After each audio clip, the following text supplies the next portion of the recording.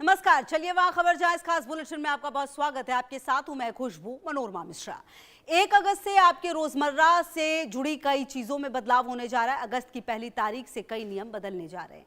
LPG cylinder की कीमतों से लेकर चीनी के दाम, आधार कार्ड से जुड़े नियम, क्रेडिट कार्ड के चार्ज, रेलवे टिकट के नियम, बैंक कार्ड की छुट्टियों समेत कई ऐसे बदलाव होने जा रहे हैं जो आपसे सीधे तौर पर जुड़ी हैं। और तो और अगर आपने इनकम टैक्स रिटर्न अब तक फाइल नहीं किया है तो 1 अगस्त से पहले आपको पेनल्टी भरनी पड़ेगी अगर आपने नहीं भरा तो आइए देखते हैं 1 अगस्त से क्या क्या वो बदलाव हैं जो होने जा रहे हैं। आपको फटाफट ये बताते हैं।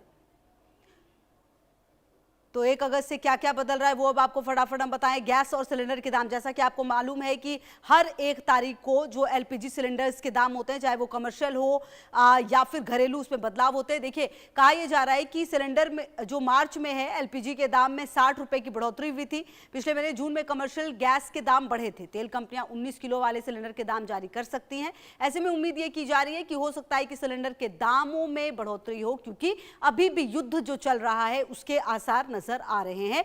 दूसरी तरफ चीनी की बात अगर करें तो पूरे देश में चीनी कारोबारियों पर स्टॉक लिमिट लागू होगा। जी हां, और 1 अगस्त से 30 नवंबर 2026 तक चीनी कारोबारियों पर स्टॉक लिमिट है और जानबूझकर चीनी की कमी पैदा करना, कालाबाजारी रोकना मकसद है।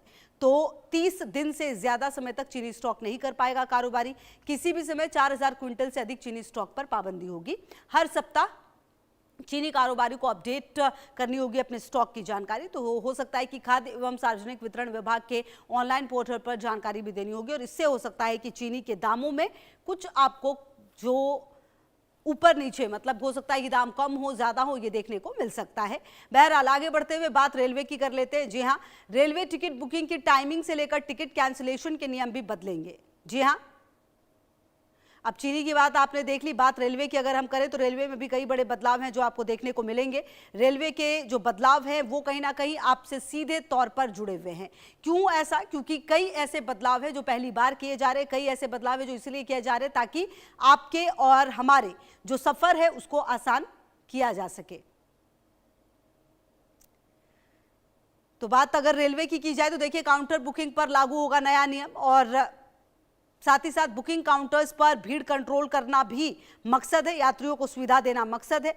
तत्काल टिकट के लिए जल्दी दिए जाएंगे टोकन, ये जानकारी भी सामने आ रही है। बुकिंग शुरू होने से पहले यात्रियों को अपनी बारी का पता चल सकेगा। तो कुल मिलाकर जो रेलवेज है उसमें भी कई बड़े बदलाव हैं जो किए जा रहे हैं और ऐसे में अगर आप भी टिकट लेते हैं तो आपको भी ये तमाम जानकारियां आपके पास होनी चाहिए, क्योंकि कहीं ना कहीं इस बदलाव के साथ रेलवे में टिकट लेने के नियम में भी बदलाव आ गया। इसी के साथ इनकम टैक्स रिटर्न की अगर आप बात करें तो इसमें भी कई बदलाव हैं।